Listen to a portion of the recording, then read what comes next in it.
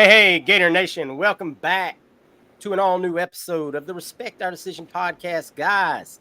As always, I'm your boy Hirsch. With me tonight, as always, CJ the Man McCann. What's up, guys? And the hype man Wes, of course. What's up, Gator Nation? 3 weeks away, baby. Yeah, baby, we're getting close, man. We're getting close.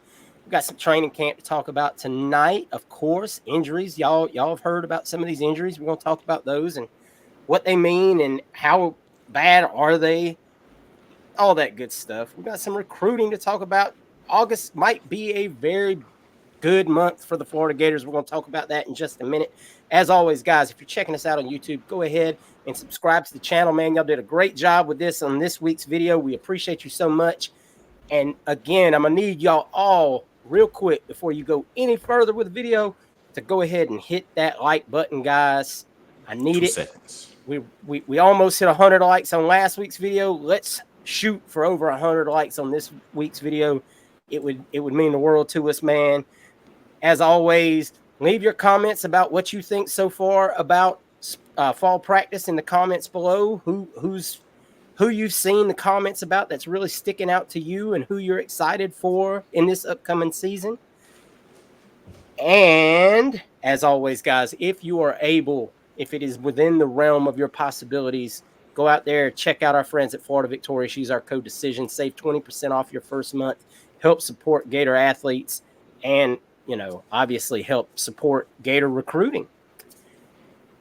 Guys, before we get to the month of August and the commitments that are upcoming and how it may affect the Gators, we're going to rewind to last week. We had some comments last week about a couple of young men. And we said at the time, if we found out new information or if the information we've heard has changed next week or whenever, we'll come back on and we'll discuss that. I personally said, if I have to eat crow, I'll eat crow. I'll be more than happy to. And a lot of people got upset about our comments. And I really quick want to say, as I said then, none of this was negative and meant to be negative, especially towards the young men. It's just indicative of what we want to see out of elite recruiting teams. Now, Tarvois Brown it's been declared now he's a walk-on, but he counts towards he's slipped onto the roster already. That's awesome. It worked out in our favor, and we are all about that. What the information we were hearing up until that point contradicted that. And that happens.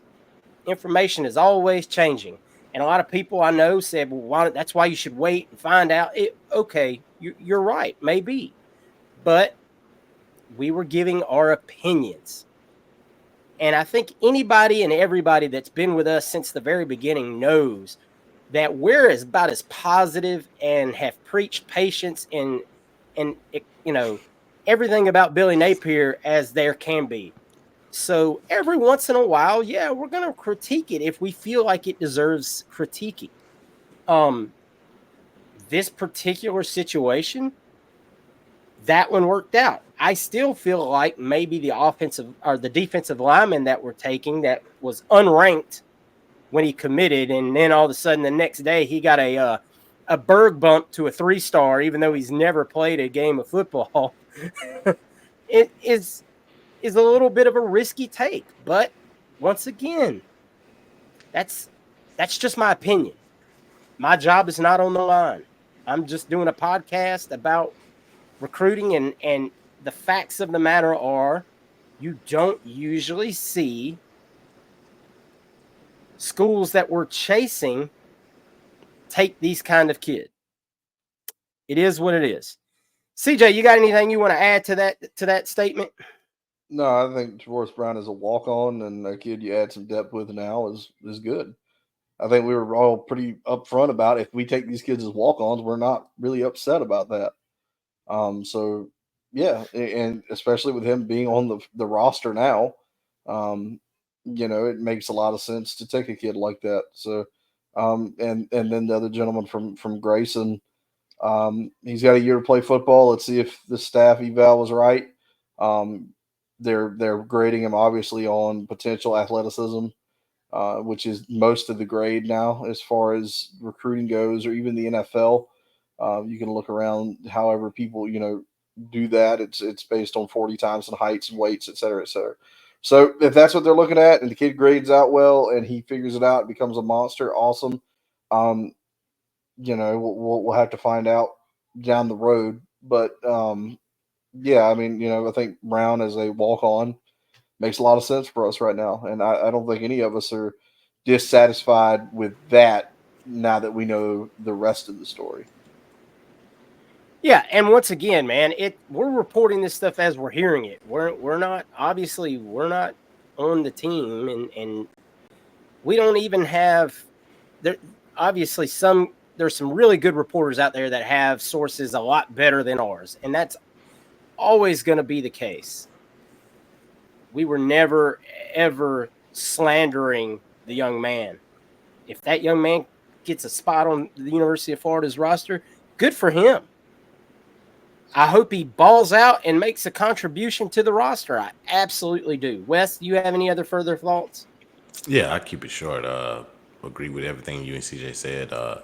I know I said I didn't like it at last because that's what, like you said, the information we were given. We were never gonna open the kid. We were just talking. Now y'all know I'm the hype man, so I'm gonna pick us when we do our picks 12-0. So I'm all for everything positive and supporting everything that the Florida Gators do in every sport. But I'm just happy that it is what it is, and it turned out the way it turned out. And this kid is now on learning now, and that's a big plus because we didn't expect that. We were thinking next January or whatever. So this was good. So I'm happy the way it turned out. So I have no disappointments at all about where we're at with as far as taking this kid into class. Yeah, like I said, man, this kind of stuff happens. We shared our opinion.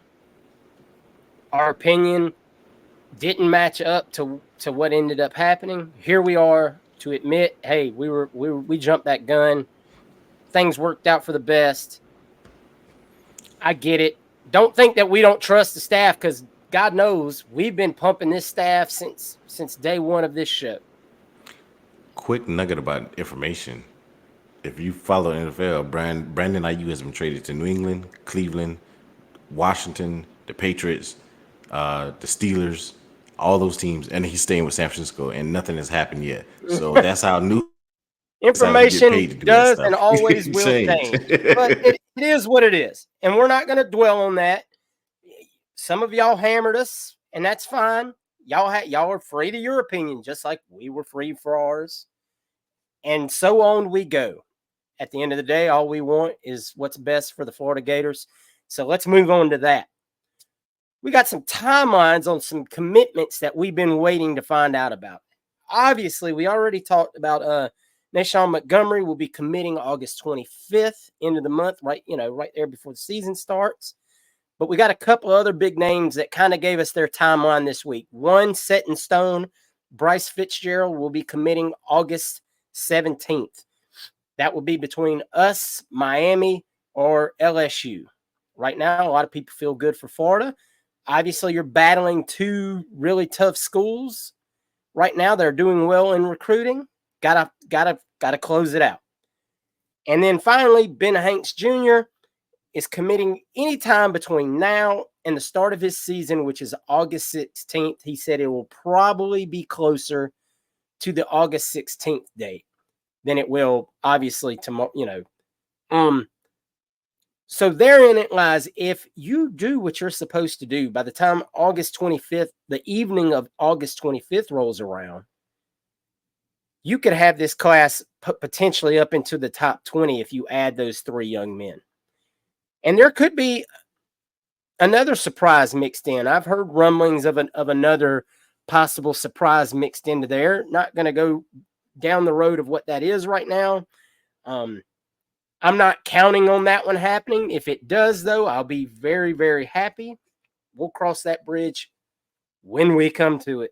I'm not going to put false hope out there over the airwaves and then everybody crucify me for that one when it doesn't happen.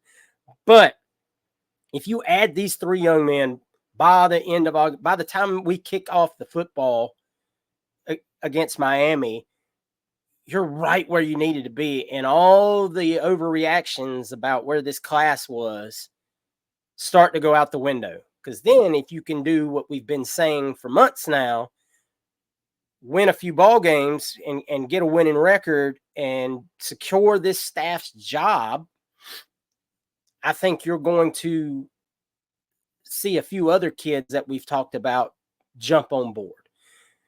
Wes, what are your thoughts about where this class could be between now and by the time we kick off the football against Miami? Full disclosure, fans that is listening, guys know I was high on the last year's class, and this year I kind of fell off. My expectations as far as where the class will be has not been that high. I'm hoping to get a top 15 class because I really want us to hit the portal and go all in next year. That has been my stance. It has not changed. I'm on that train. You get some key guys, maybe a couple guys that you want to develop if you feel really, really strong about them. And then next year, you get some guys in the portal to help DJ in his year to learn the offense, learn from grammar. So that is my stance. I want to state that now. So if you want to jump on that train with me, you jump on that train and we go all in next year to make sure that we compete, for a playoff spot. As far as these guys that we're going in, I agree with you, Hirsch. As far as Hanks and Fitzgerald, I really want those guys in the class. Hoping that we can tie those things up. You were talking before the pod about Hanks and him being a legacy kid. That would add to a lot of the legacy kids that we already have, as far as Graham and Webb and I'm missing somebody, and the kid that just committed, Burnell Brown, sir. Burnell Brown. So I would love to have him in the class and add the more prestige kids that really care, families that really care about the University of Florida like we do as fans. So I would love that. And not only is just getting a kid. Hanks is a stud. It's not like you just recruiting and getting somebody to commit to your school and he's like top 300 kid. No, this is a top 100 kid and very, very good at football. So I would love to have him, first of all, because I love to have legacy kids in the program. The families will contribute. He's going to be here. He's going to love the program. So I'm hoping that this class can eventually get in the top 15. I'm more so focused on the portal in 2026, but you get key guys that you want. Yes, sir. CJ, your thoughts? No, it's just where the rubber meets the road. You got this close to getting these guys committed. So it's time to finish out. It's time to make sure that you can put all this behind you, all this negative, et cetera, and completely focus on your visits in the fall for the games and getting ready to play football against Miami. And you're going to have you'll have a better feeling amongst the fan base if you can do this. If you can just pull this off, get this tied up really nice, and we'll feel like as a whole, the University of Florida football team is in a better spot than if we don't land these kids or we only land one of them or even two. I think we all feel like we need to go 3 for 3 here. So close it out. ABC, always be closing. So that's Always where we're be at. prudent. I mean, I think we're all on that boat. This is what we're doing. We put our eggs into this basket. Now it's time to make your money. It's time to the staff has got to do what they were brought here to do, and that's recruit these kids. Think about all three of these kids, and all three of these kids have something in common. We're going against Miami for all three of them. So if you can close out all three of these kids going into kickoff against Miami and pull off that victory, you have really landed a solid uppercut to a rival. And I say rival loosely. I mean, obviously an in-state rival, but, we don't play them every year. But you've landed a solid uppercut to a team that has really tried to chop the legs out from under you the last few years on the recruiting trail. I mean, and really shown that, hey, look, y'all are still y'all still are in the minor leagues over there in the ACC. We're going to do big boy things up here, and this is how we're going to get started with it this season. So I think that this month really holds the key to some big, big things. If you can get not 3 victories, 4 victories, 3 recruiting victories, and then that win against Miami, at the last Saturday of the month, then you have really, really set the table nicely for some good things. And shout out to Will Harris. Will Harris is starting to do his thing. If he can get these two young men added to Demetrius Samuel Jr. that committed last week and reclassified to this class, that would give you two really good safeties, a top 100 corner, and you're really, really starting to look good in that secondary for this class.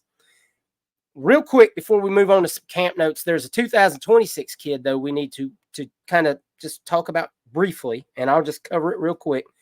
This week, 2026 linebacker Isaiah Williams decommitted from Syracuse.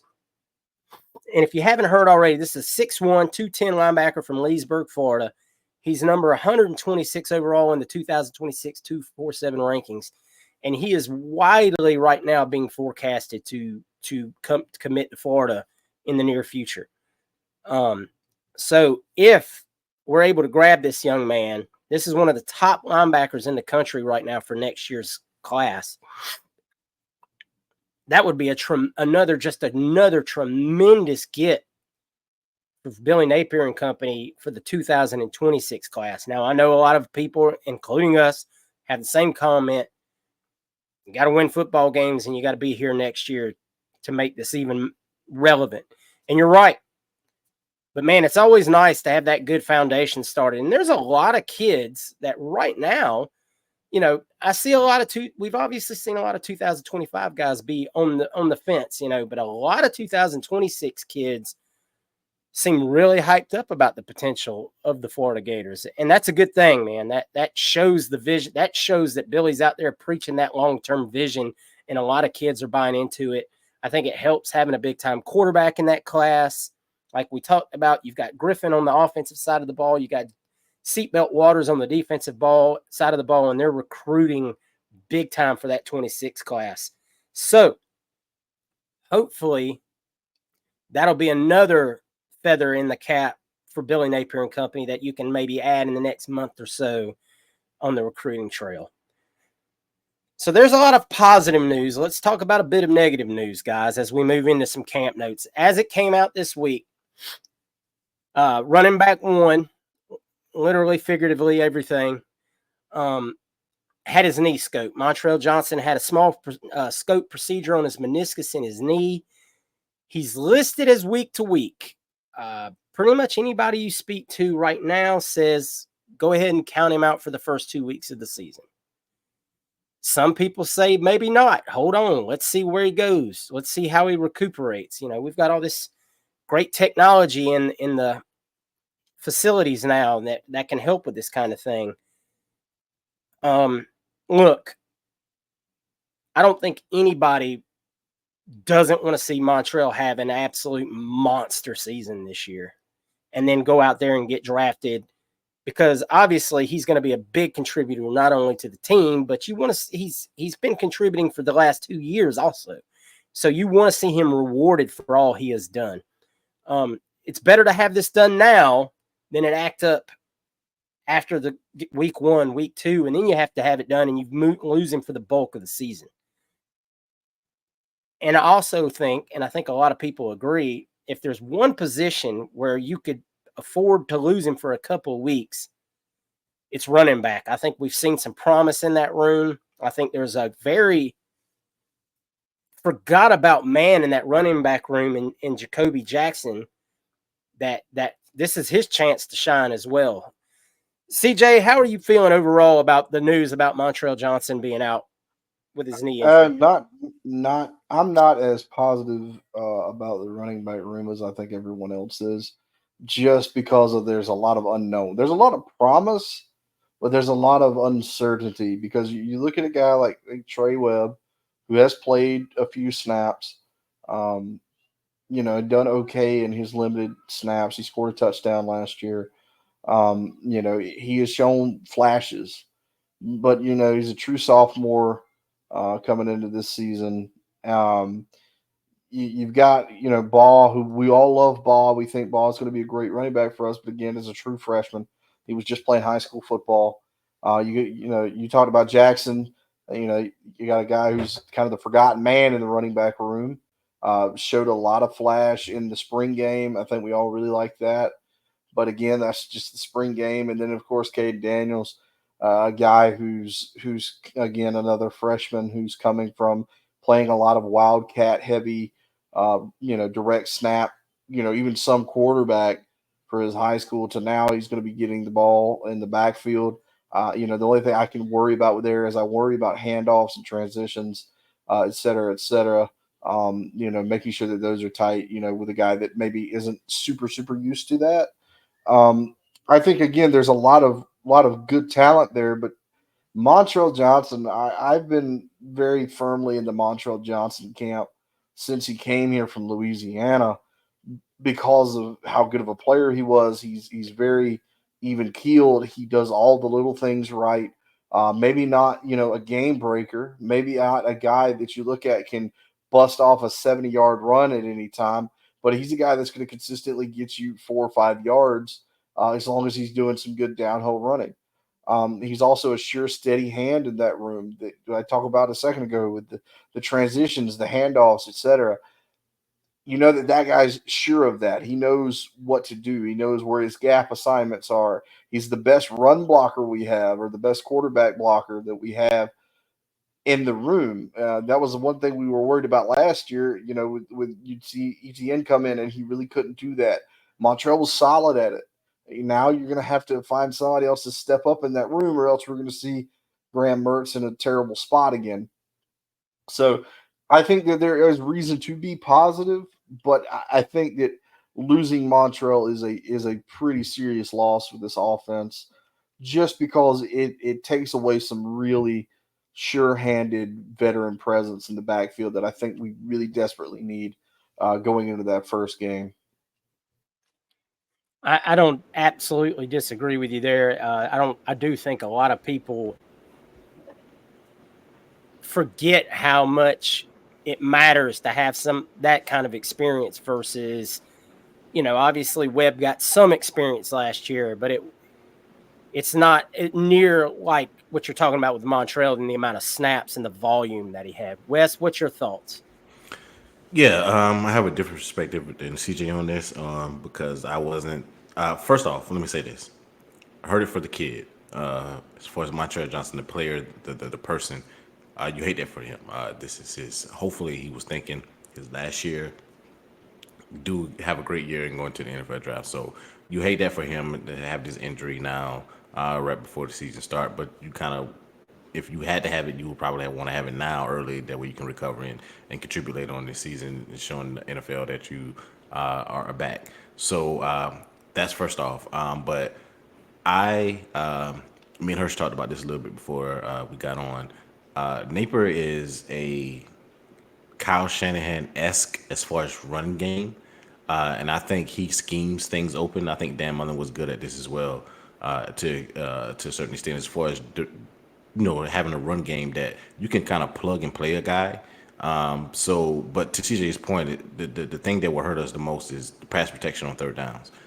Can Treon Webb, can the JUCO Johnson step in and handle those responsibilities on third down when you're not going out for a pass on third down to be the check down guy, but you're staying in because Merce is seeing a blitz and Merce is calling in the running back, hey, you can't go out to the flats. You can't run your route here because there's an extra guy and we only have, they have numbers on us. So because of the numbers that I see, because I believe Merce is that good as far as his cerebral and awareness of the game. If he's seeing, okay, they have 7 guys coming, we only have 6 in. I need you to stay in as well to help with the pass protection. I think Treon and Johnson that will be the problem. As far as that, that's my concern. But as far as running the ball, I feel like we saw what the JUCO kid did. We saw what Webb did. We are very high on ball. We saw what he did in the spring game, and yeah, it's the spring game, but the way he shed tackles. We saw what ETN did a couple years ago as a freshman. He was I able was to gonna run the say, ball. Yeah, as soon as ETN stepped on the field and we saw it, we had yeah. no problem believing he was about to be what he We was. saw So before Malik Davis got injured with McElwain. We was in the Michigan game. We was like, that's our best running back. This is before the knee injuries, the foot injuries, before Malik Davis. It's the easiest position to transition from whether it's the college to the NFL, or it's from high school to college is running back. We saw Baxter last year playing for Texas. He got injured today. That's why he came to the thought of my mind. I think he tore something in his knee. We saw what he did as a freshman. We've seen running backs as true freshmen get off. Not even just our ETN, the other ETN to play with Clemson. We've seen Bama backs as freshmen get off. So it's not about, to me, the running part, because you get the ball, you see the hole, you know what gap you're supposed to hit, you hit that gap. Whether it's A, B, whether you call it 1, 2, 3, whatever your scheme is as far as the offense, and you hit that gap, you shed tacklers. Ball security is a thing because you're not used to getting hit by, you in the SEC and you're getting hit by a different caliber of guys than you were in high school. But that would be ball protection. Make sure you secure the ball, no fumbles, and that sort of thing. But running back is the easiest position to transition, and we think we have some guys. And we just had it 2 years ago when the staff got a 3-star, because ETN wasn't a 4 or 5-star; he was a 3-star, and he came in, he did good in his offense. So I'm okay with us being able to run the ball. It's pass protection that will probably be my most concern. I agree with you there. That was what I was about to say. The same thing. Pass protection this year, I think the offensive line, and I think we all think the offensive line will be a much stronger point this year. But if your pass protection out of your running back fails, obviously that's your last line of protection for your quarterback. They have to know their pickup assignment. And that is something that the staff does believe that Webb does well. The general consensus is Webb might not be a game breaker like ETN was, but he does all things well. He knows his playbook. He knows his assignments. They trust him. And that's a big thing, and especially will be a big thing week 1 in the positions that you're put in.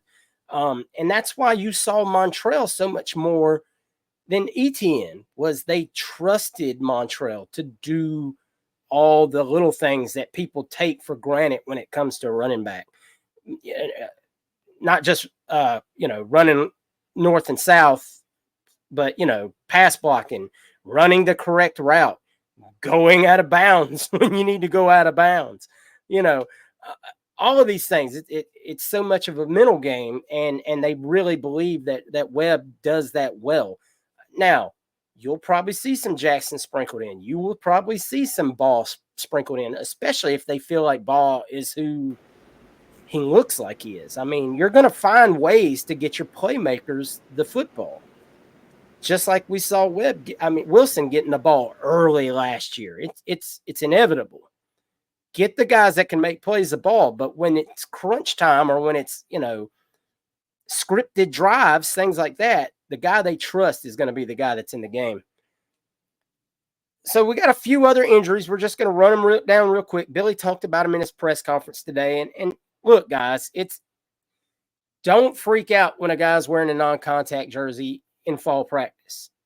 They're going to protect a lot of these guys right now. Your main objective is to stay healthy. Asa Turner wearing a non-contact jersey. He's got a shoulder bruise. I mean, he's a guy that's been around. What is this? His 6th season? Asa Turner knows the assignment.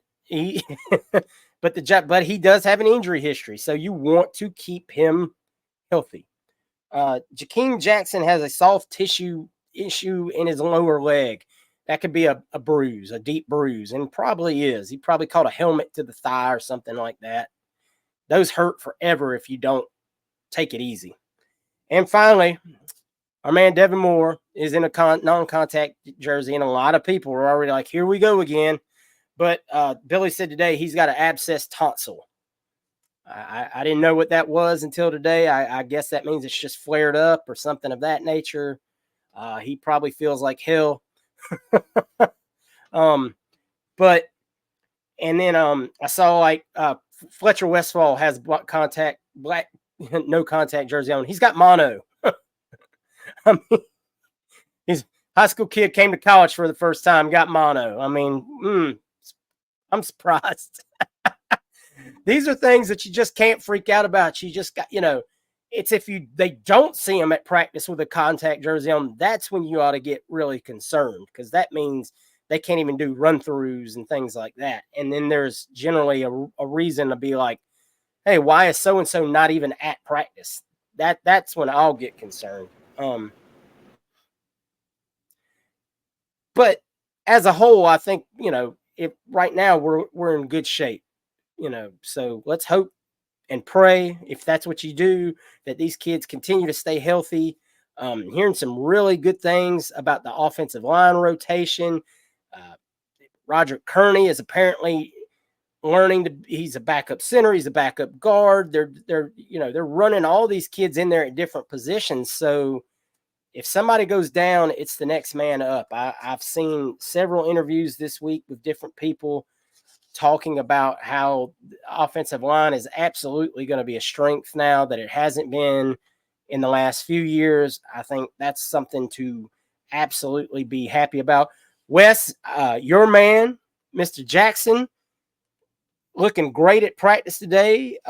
Billy spoke highly of him, said he is going to be a factor this year. Are you excited to see your boy Jackson at wide receiver this year? Yeah, I always told you I think he has the best hands on the team. I just want him and Merch to get on the same page.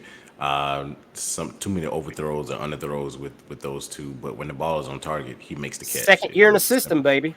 Yeah, those two, if they can get on the same connection, I'm very, very high on Jackson and his hands, the way he high points the ball, the way he seems like if it's in his vicinity, he's coming down with it. And you can't, red zone, possession type receiver, whatever. I love Jackson. So, yeah, I'm high on him.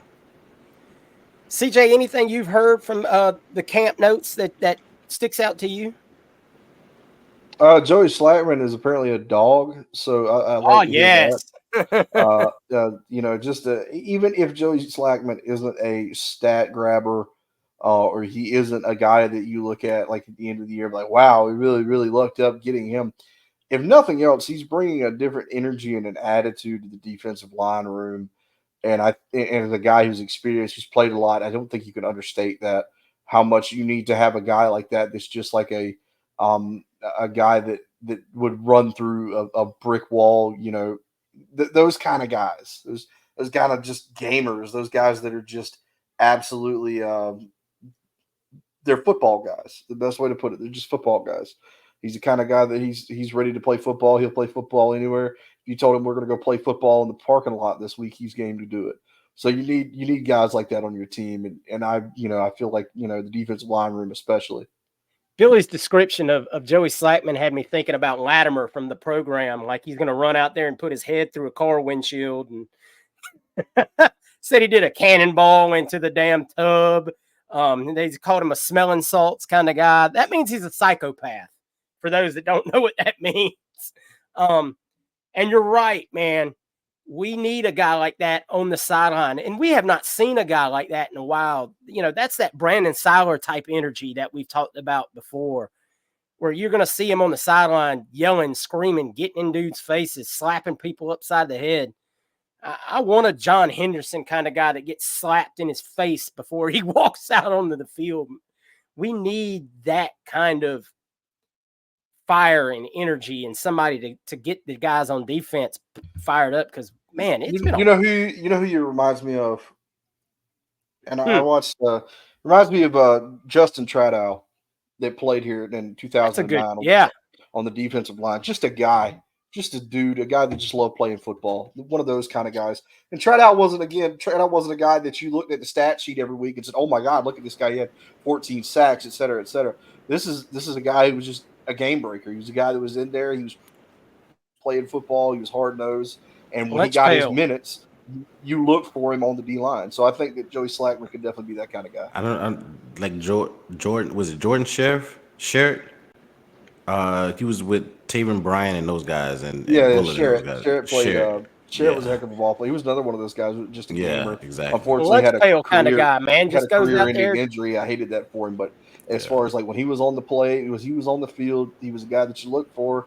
Again, if you looked at him, his stats might not always be, really, really high, but the other team is very conscious about where you are on the field because they know you're going to give 110% on every play. I really kind of like guy that's like a coach says, if I had 22 of that guy, we wouldn't ever lose a game. I like the Tratow, the Justin Tratow comparison, because that's a guy like, when you talk about, oh, the great guys in UF history, the great defensive ends, he's not a guy that's going to be like pops to your mind.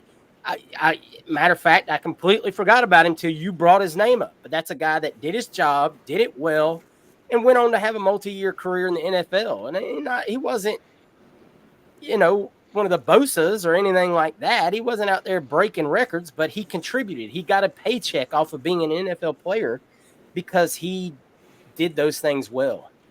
And if you have those guys that do their work, that do the work they're supposed to do in assignment,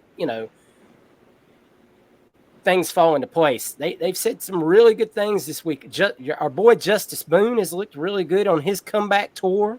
That's a huge positive. I don't think it's being spoken of enough what Justice Boone could do for this defense, even though we've talked about it since we had him on the show. Tyreek Sapp seems to be really, really locked in as well. You've got a really good rotation of pass rushers. Depth. That depth is key. Depth. And Cameron James, his name was listed. I mean, these are guys, man, you're going to rotate guys in and have them fresh bodies. And that is something we have not had in 2 years on the defensive line, that you did not have fresh rotation. I think we all remember Gervon Dexter against Utah playing 148 snaps in that game or whatever astronomical number it was. And then by, week 7 or 8, he's dead. Hit a wall, yeah. You can't do that in the SEC when you're playing in Florida where the humidity is 150% and you can't breathe. And, you've got to keep these guys fresh. And we finally look like we have that. So once again, though, goes back to what we keep saying. All the excuses are out the window. Let's win some football games. You've got what you need. Guys, that's going to do it for this week's episode, man. We appreciate you all tuning in. As always, we urge you to check out Pot of the People. We'll be airing this Sunday. We'll have that up for you where we answer the questions that you've sent in to us up until this point of the week. Hopefully next week, man, maybe we'll have some more recruiting news to talk about, and hopefully we're injury-free. And we, we're just 1 week closer to kicking that football off, man. And that's all we're living for right now. CJ, what do you got for the folks before we leave? Just thank you guys so much for supporting us as creators. If you could, leave a like and a comment and subscribe to the channel. Helps us out a ton. Check out the Twitter page. Check out the Facebook. Join the Facebook chat. Again, it's getting very active, getting close to football season. A lot of stuff to talk about in there. Find out how Hirsch is doing, putting sandbags out in his place for the flooding. Boy. I think Hirsch said, I didn't know how bad it was going to get until I saw a guy with a boat full of animals drive by. And,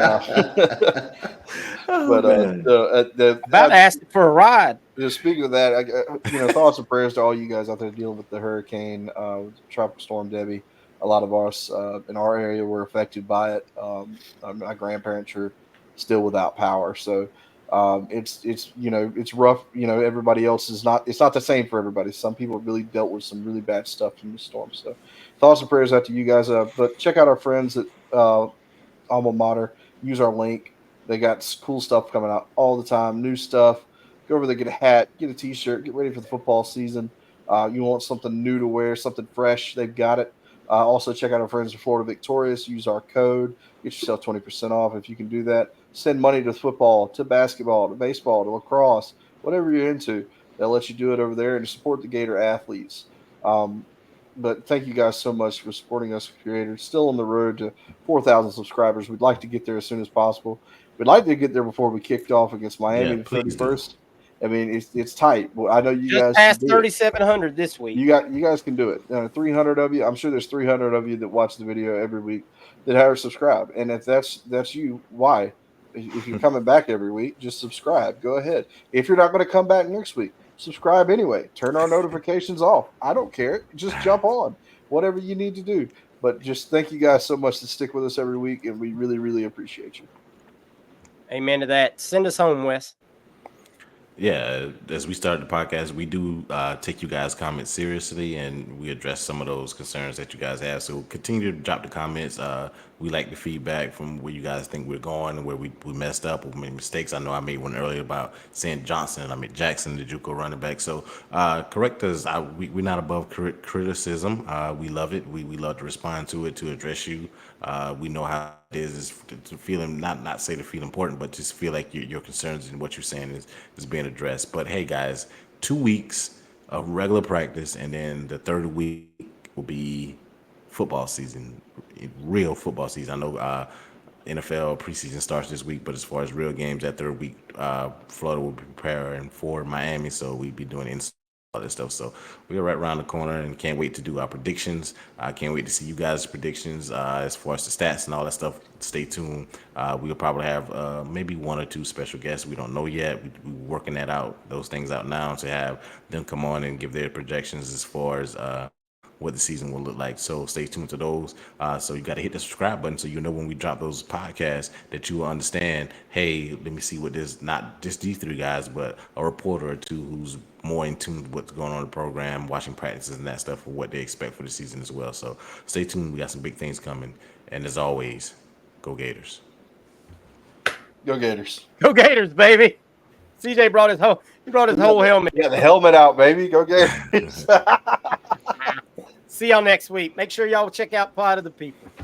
Peace.